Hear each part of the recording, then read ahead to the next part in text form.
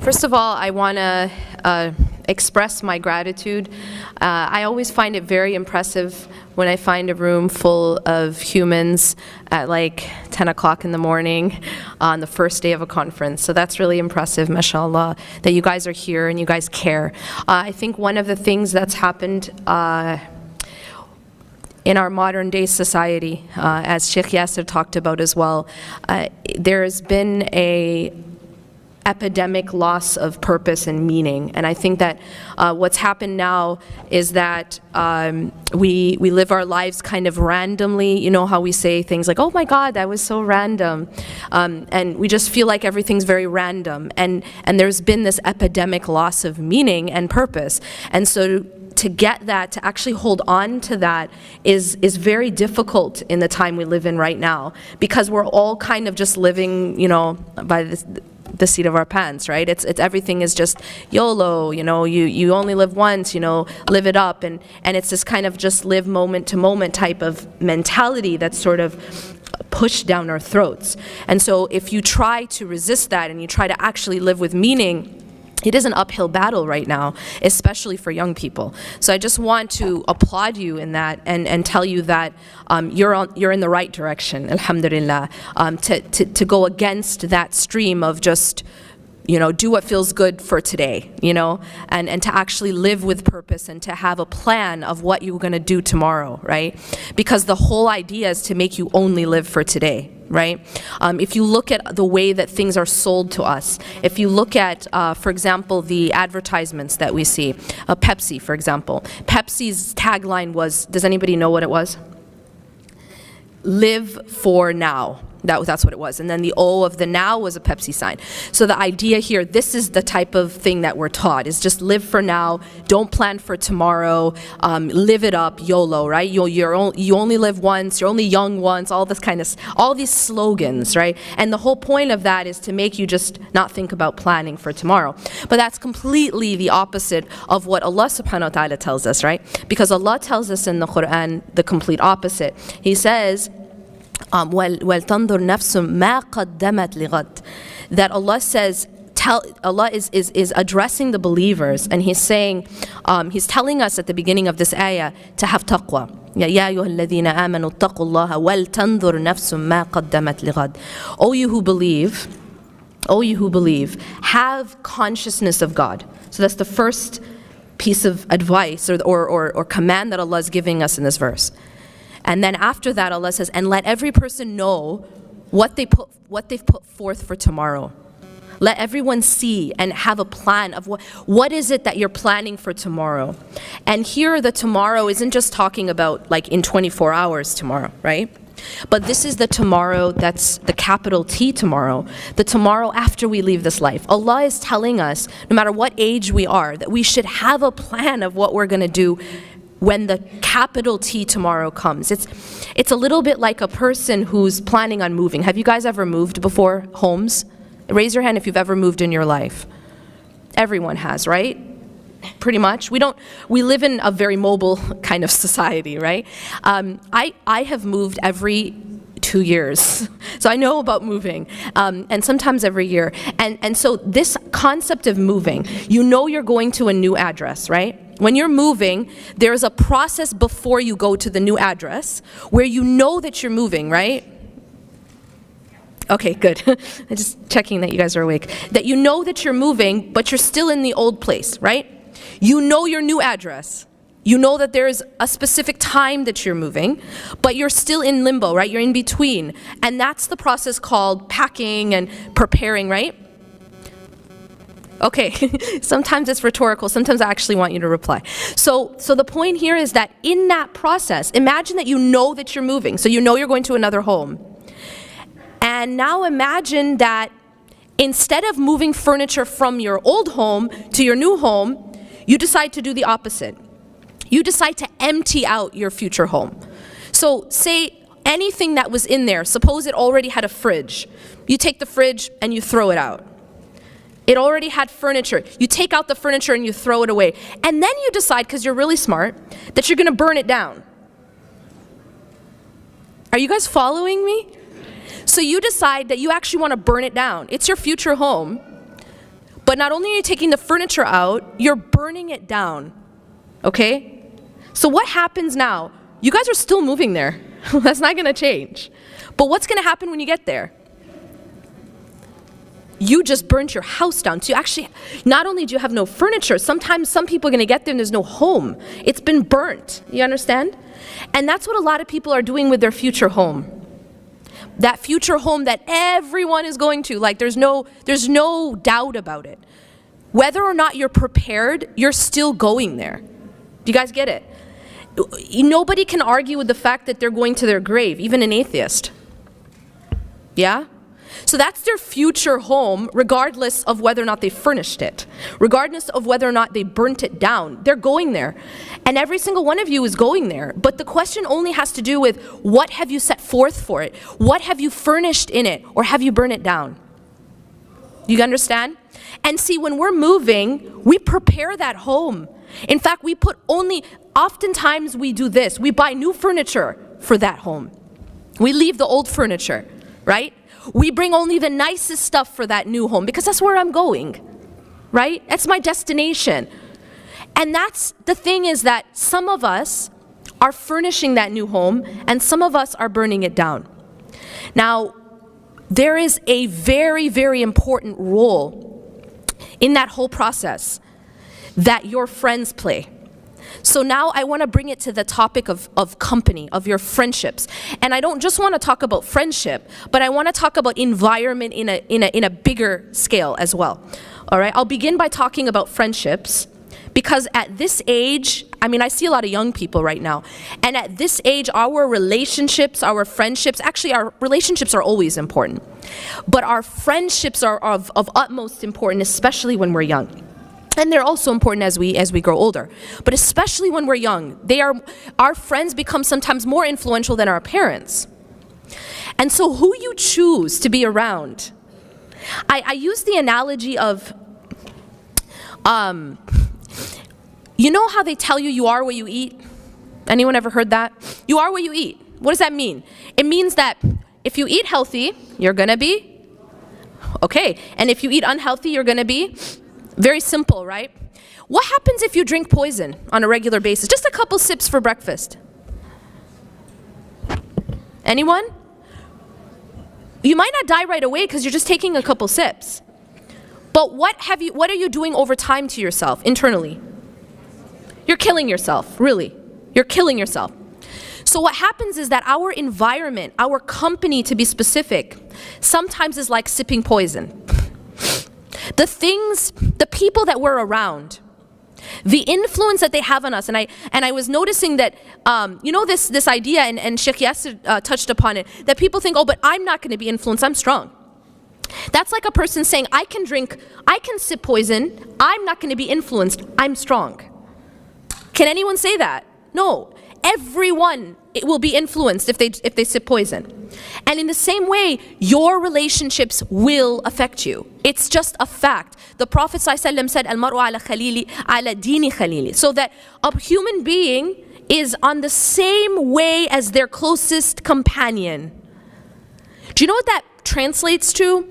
That means that you should pick out your closest companion to be the exact image you want to be. Does that make sense? Because the Prophet ﷺ said that you will be like your closest companion. You'll be the same deen.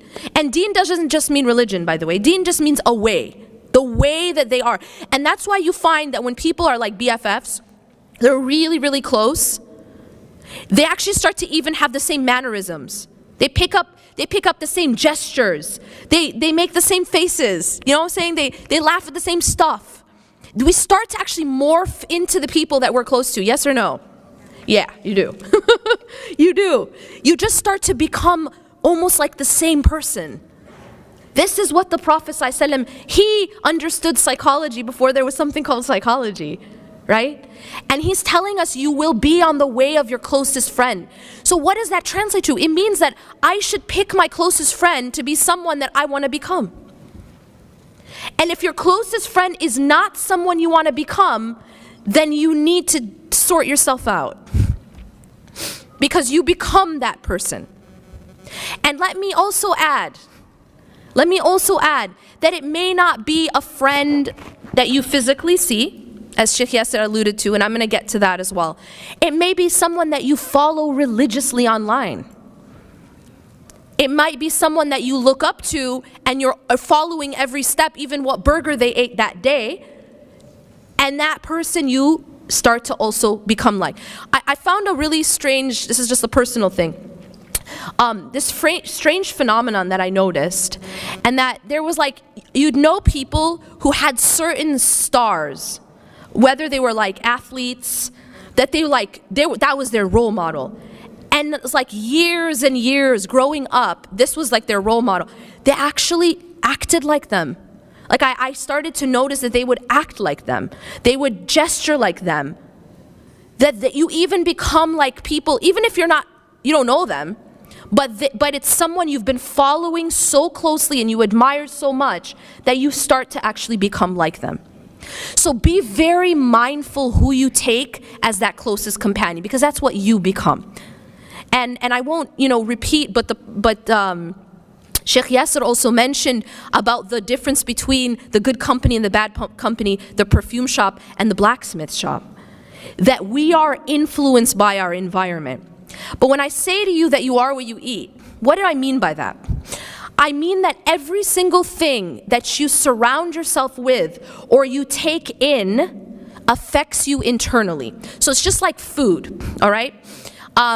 What you listen to, what you look at, what you read, what you watch, what you talk about, all of this, think about it as input. It's like food that you're putting into your body, right? And so I ask people to imagine that every time you open your feed meaning your news feed, whether it's on Facebook, Instagram, Twitter, Snapchat, whatever it is, imagine that when you open up your feed, it's like opening up your fridge. That's what you're going to eat that day, okay? Now, can you imagine opening your fridge and here's what's in your fridge. Some rotten cheesecake covered in mold, right?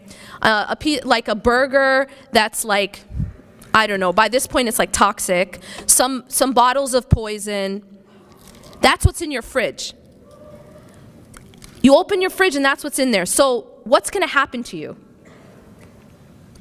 What's going to happen to you? Well, it doesn't take a genius. That's what you're intaking. That's your intake, right? And so that affects you. Now when you open your news feed, you have to judge it in the same way. That's your fridge. That's your fridge. You're not passive. I need you to understand, you are not passive. You're not passively intaking. You're actively intaking those things. You're not just looking at it. I need you to understand, there's no such thing as I'm just looking. Whatever you look at, it's like you're swallowing it. It's like you're eating it. Because the eyes are a window to the heart. That's the way Allah designed it. You can't look at something without it affecting your heart. Same thing with the ears. The ears are an inlet to the heart. And so you don't listen to something and you're just passive, right? You're not just looking at that fridge. Those are the things that you're swallowing. Does that make sense? And so what I ask people to do is, number one, please find friends that you want to become. And that person that you take closest to you, make sure it's someone you admire and someone that's actually gonna help you furnish that home that you're going to. Not someone who's gonna come with a torch and burn it down for you. There are friends who actually are burning that house for you. You guys feel me or you don't feel me at all? You feel me? They're actually the ones burning that house down. But guess what? You're the one who's gonna have to go. Nobody comes to your grave with you. You go by yourself to your grave. And if your friend is the one who helped you burn it or burn that home, you're stuck with it. And this is the reason why the people of hellfire, one of their biggest regrets is gonna be, I wish I had not taken so-and-so as a friend. I wish I had not taken so-and-so as a friend. Because the problem is, our friendships, our companionship affects us deeply. And it either helps us build and furnish that home, or it helps us burn it down. And I'm telling you this because it's in your best interest. I don't get anything for whether, depending on how you furnish your home, it doesn't change my home. Because even the Prophet ﷺ is not held accountable for the result. So what about me? I don't know nothing. Only thing that I am doing right now is telling you what's in your best interest. And I'm just trying to help you. But see, you have to go there alone. Your mom can't go with you, your friend can't go with you. And so it's really all about how you build your own home, your final home. And believe me, your friends have a big part to play in that. And then later on, who you take as your spouse. Because this is going to become your closest companion at one point. Be very, very mindful that it's someone who's going to help you build that home, not someone who's going to burn it down. Now, in terms of the environment that we put ourselves in online. Now, I want to take a moment and talk about that. I said that your news feed's like your fridge. That's what you're going to eat all day. That's what you're going to ingest. How can we start to make it healthier? How can we take out the molded cheesecake and the really, really old burger and the cyanide and maybe replace it with some healthy food? Maybe some vegetables, maybe some vitamins and minerals, like stuff that's going to make you strong. The interesting thing is we're going through a time right now where everyone's talking about, or at least in California, talking about eating healthy and organic. You guys have heard something about that, right? Even though y'all are in the Midwest. I grew up in the Midwest. I grew up in Wisconsin, so I understand. But in general, there's a movement right now to talk about being more healthy. Right? Yes or no? No? Never heard it? Okay, good. So now this is what we need, but this is what we need spiritually. We need to start talking about being more healthy internally. Because you know what? You have to take care of your body. But at the end of the day, your body is passing away. And it's an amana. You have to take care of it. But at the end of the day, your body is passing away. Can you tell me, anyone in this room tell me, what's happening to your soul after your body passes away? It goes to the barzakh. So it's actually continuing to exist. Barzakh, right? So your soul continues and your body disintegrates. Which one do we take better care of, generally? Isn't that ironic? Does anyone else find the irony in that? We take better care of our body than we do our soul, even though our body is passing away and our soul is not. Your soul doesn't actually pass away. Your soul just moves. It moves from one world to another, and then from that world to another, and then guess what? It lives forever. Like forever, capital F. That's a lot of time, isn't it? So it's quite important that you take care of it. And I'm telling you that because we live in a social media age right now, one of the biggest sources of poison is what we're looking at online, what we're following.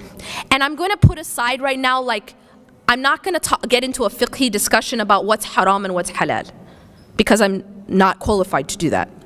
But what I do want to do is I want to just talk about just basic psychology, all right? What you guys are following, it may not be blatantly haram, right? It's cool. You can learn a million different ways to wrap your hijab. That's awesome, right? A million different ways to contour your face. That's awesome. Lots of different fashion, all that stuff. I'm not saying any of that is haram to just watch. But here's the problem. The problem is when that becomes the focus. That becomes the focal point. The only thing that you're looking at is fashion, what kind of burger someone's eating, how all the various ways to wrap your hijab, all the various ways to do makeup tutorials, and somehow everyone ends up looking identical after these tutorials. Do you ever notice that? Yeah, it's really, really bizarre. But my point right now isn't haram and halal. My point is what matters most. And the thing about psychology is that whatever you are focused on most, that is what becomes central in your life.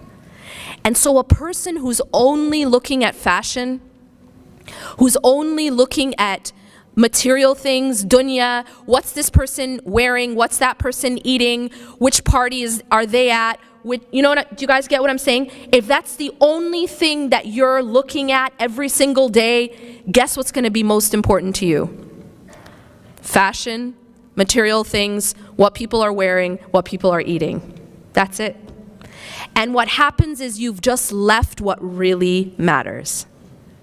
And so my point to you is, if you can change what you're looking at every day and make it something a little bit more healthy, a little bit more maybe inspiring, something that's going to actually help you to build your home, something that's going to help you furnish your home, then you will actually be in a better position. Because now you'll be using social media rather than social media using you. You can use it as a tool for either good or bad or just a waste of time. Lastly, because I really do have 5 minutes left, I want to just leave you guys with some advice, some practical advice. And I told you guys that you take care of your body. We all do, and we need to, but we've neglected our soul. We've neglected that home that we're definitely moving into. So I want to just leave you guys with 3 points of how you can furnish that home and how you can not just, improve your own internal being, but also be a better friend for others. The first thing is the salah. I can't talk to an audience without talking about salah. And the reason for that is salah is the oxygen that keeps us alive. It is the spiritual oxygen of the heart and soul. And so the salah will allow you to be able to be healthy in the same way that oxygen allows you to continue to live. And if a person is eating organic vegetables and green juices and they're really, really healthy but they're not breathing, what's going to happen to them? Come on, you guys don't have to be a doctor. You're gonna die if you don't breathe, right? And it doesn't matter how healthy your food is. So the salah is that basic oxygen that keeps you alive. Number 2, I'm gonna ask everyone to download an app onto their phone called My Dua. It's spelled MYDUAA. And what it is it's a collection of the supplications of the Prophet ﷺ from the Quran and from the Sunnah that he would say throughout his day. Now this might seem like, okay, what's the big deal? It's really a big deal. It's really a big deal, because what this app does is it's equivalent to those vitamins and minerals and food and water that you put in your body, but it's spiritual. Every time you're reading these supplications, you are making your internal health stronger. Now, I'm just going to tell you this. When you download this app, by the way, best 99 cents you'll ever spend, and no, I don't get a cut. When you download this app, you open up on the side, there's going to be by the way, there's a supplication for every motion of life. And the more you can incorporate in your life, the healthier you'll be. Psychologically, emotionally, spiritually, and every otherly. But what you have to do, like there are certain supplications you can't live without, and they are the morning supplications, the evening supplications, and the ones before you sleep. Make sure that these you're getting off your app, even if you aren't doing the rest, but make sure at least you're doing those. And then over time you can learn the small ones, right? You leave the house, there's a small dua. You come back in the house, remember Allah. These things are life-changing. But let me just, before I end, tell you about the morning and evening. You go to this app. The good thing about this app is there's this thing called a star. You can star the supplications that you want to do, because there's like 25 of them. It might take you an hour and never do it again. It's better for you to make a small list and to be consistent, because the Prophet ﷺ said that Allah loves the actions that are consistent, walau aqal, even if they're small. If you guys want to get in shape, and you go to the gym for 8 hours and then don't go again for 6 months, is that going to work out? No. But if you do the 7-minute workout, by the way, it's scientifically proven, 7 minutes every other day, you're actually going to find results. But that's because consistency is how Allah designed the world. That consistency is what brings results. So even if it's a few, you star them, that becomes your starred list, but you're consistent. You will find that it will have a profound effect. Lastly is the Quran. Stay connected to the Quran. And that means it doesn't need to be like a juz a day or something, but just even if it's one ayah, but you're connected and you're understanding what you're saying, and you're trying your best to reflect and live by it.